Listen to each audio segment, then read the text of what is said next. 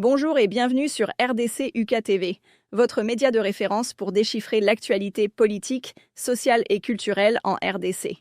Avec des analyses approfondies, des enquêtes de terrain et des programmes captivants, nous vous informons pour sensibiliser. Rejoignez notre communauté, aimez, commentez, partagez et surtout, abonnez-vous pour rester informés des réalités qui façonnent la RDC en Afrique et partout dans le monde. La vie de Léon Kengo Wadondo, les Allemands attaquent le Congo. Premier. L'histoire de Léon Kengo Wadondo commence avec la Première Guerre mondiale.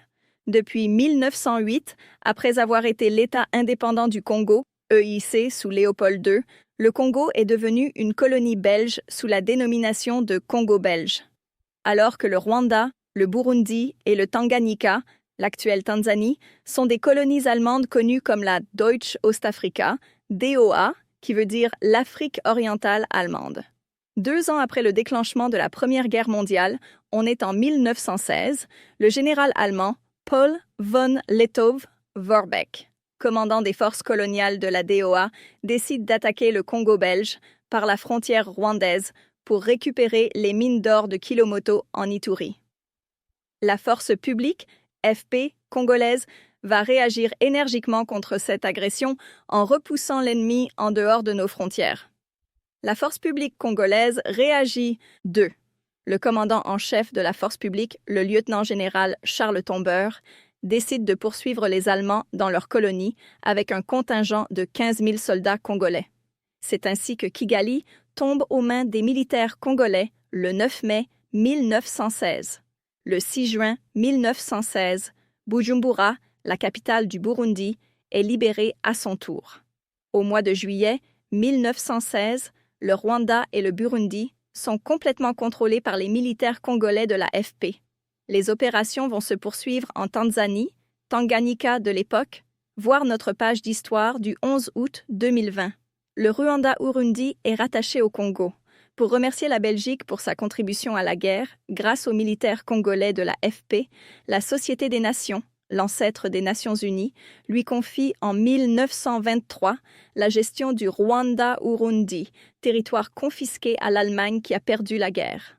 En 1925, ces 2 territoires sont rattachés au Congo, dont ils deviennent pratiquement la 7e province. Les militaires congolais reviennent avec des épouses rwandaises et burundaises 3. À la fin de la guerre, en 1918, beaucoup des militaires congolais, parmi le contingent de 15 000 hommes, reviennent au Congo avec des épouses rwandaises et burundaises. C'est ainsi que le sergent Édouard Kengo Lomboli, de la tribu Ngbandi, originaire du territoire de Mobayi Mbongo, secteur de Kotakoli, du groupement Dondo, va épouser et ramener au pays une belle Rwandaise qui répond au nom de Hilda Azimini. De cette union vont naître 2 filles, Marie-Claire Mukandakes et sa sœur Lucie. La naissance de Léon Lubitsch 4, Marie-Claire Mukandakes, l'aînée du couple Édouard Kengo et Hilda Assimini, deviendra aide-soignante à l'hôpital général de Libenge, dans l'actuelle province du Sud Ubangi. À la suite d'une relation amoureuse qu'elle a eue avec le médecin belge de cet hôpital, le docteur Michel Lubitsch, prononcé Lubitsch, elle va donner naissance le 22 mai 1935 à un garçon qu'elle prénomme Léon Lubitsch. Le père du petit garçon est contraint de quitter le Congo 5 jours après la naissance du petit Léon, à la suite d'une affaire pénale rocambolesque.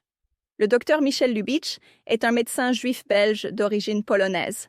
Il travaillait au Congo comme médecin itinérant en charge de la lutte contre la maladie du sommeil qui sévissait à l'époque dans la province de l'Équateur.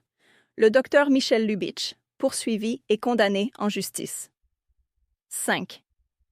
Un jour, lors de son itinérance, l'un de ses collaborateurs congolais va faire tomber son précieux instrument de travail, son microscope. Le docteur Lubitsch, sous l'emprise de la colère, va frapper ce Congolais à la tête avec une canne et le blesse. Le médecin belge va soigner lui-même le blessé, qui, une fois guéri, sera renvoyé dans son village pour faute lourde. 6 mois plus tard, on apprend que le garçon renvoyé est décédé à la suite probablement de la blessure. Le parquet de Lisala ouvre une enquête contre le docteur Lubitsch pour coups et blessures volontaires ayant entraîné la mort sans l'intention de la donner.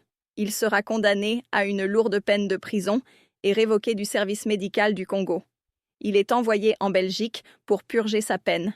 Le roi des Belges va le gracier et le docteur Lubitsch revient au Congo et s'installe à Watsa, dans la province du Haut-Uele, où il travaillera désormais pour le compte de la Compagnie des mines d'or de Kilomoto.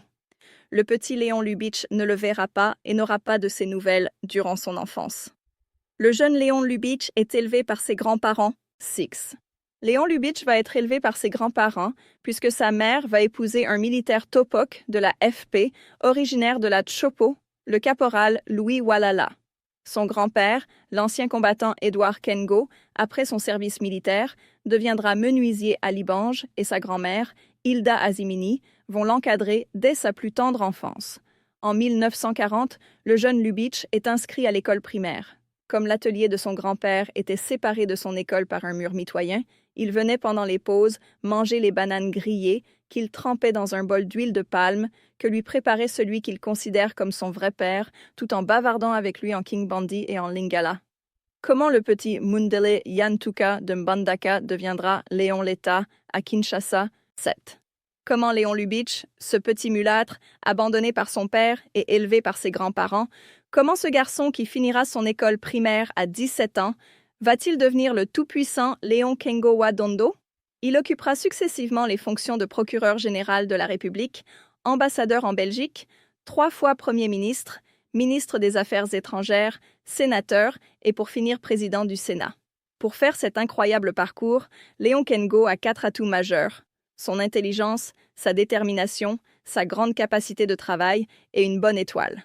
C'est la combinaison judicieuse de ces cartes qui vont transformer le petit Mundele Yantuka, le blanc de Chikwange, c'est-à-dire le blanc pauvre, surnom que lui avaient affublé ses voisins du quartier Mbandaka lorsqu'il vivait dans la pauvreté, en Léon Letta, surnom qui deviendra le sien au sommet de sa gloire.